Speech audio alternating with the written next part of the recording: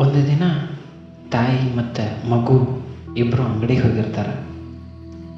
ಆ ದಿನಸಿ ಅಂಗಡಿಯೊಳಗೆ ಮಗುಗೆ ಚಾಕ್ಲೇಟ್ ತುಂಬ ಇಷ್ಟ ಆಕತಿ. ಆ ಚಾಕ್ಲೇಟ್ ಡಬ್ಬಿನ ನೋಡ್ಕೊಂಡು ನಿಂತಿರ್ತೈತಿ.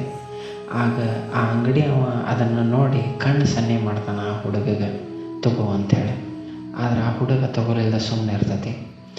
ಆಗ ಅಂಗಡಿ ಅವ್ನಿಗೆ ಗೊತ್ತಾಗತಿ, ಇಲ್ಲ ತಾಯಿ ಬೈತಾಳಂತ ಹೆದರಿಕಾರ ಸುಮ್ಮನಾಗೈತಿ ಹುಡುಗ ಅಂಥೇಳಿ ತಾನು ಡಬ್ಬಿ ಬಾಯಿ ತೆಗೆದು ಒಂದಷ್ಟು ಚಾಕ್ಲೇಟ್ಗಳನ್ನ ಆ ಹುಡುಗಗೆ ಕೊಡ್ತಾನೆ.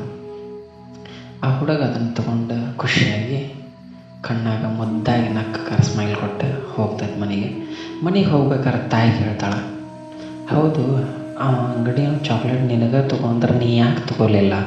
ಅವ ಕೊಟ್ಟಾಗ ಇಸ್ಕೊಂಡೆಲ್ಲ.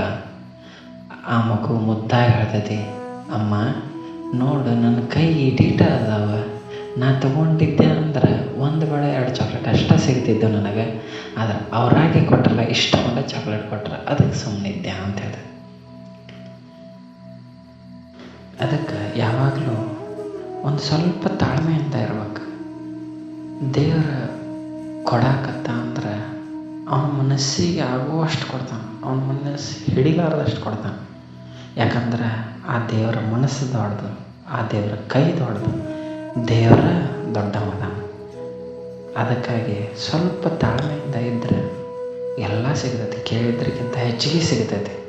ನಾವೇನು ಅಂದ್ಕೊಂಡಿರ್ತೇವೆ, ಅದು ಬೇಕು ಇದು ಬೇಕು ಚಿಕ್ಕ ಚಿಕ್ಕದಾಗಿ ಕೇಳಿರ್ತೇವೆ, ಆದ್ರೆ ಸಿಕ್ಕಿಲ್ಲ ಅಂತ ಬೇಜಾರು ಪಟ್ಕೋಬೇಡ್ರಿ. ದೇವ್ರ ಕೊಡಾಕತ್ತ ಅಂದ್ರೆ ಜಾಸ್ತಿನೇ ಕೊಡ್ತಾನೆ, ನೀವು ಕೇಳಿದ್ದಕ್ಕಿಂತ ಜಾಸ್ತಿ ಕೊಡ್ತಾನೆ. ಸ್ವಲ್ಪ ತಾಳ್ಮೆಯಿಂದ ಇರಲಿ, ಅವನ ಮೇಲೆ ನಂಬಿಕೆ ಇರಲಿ.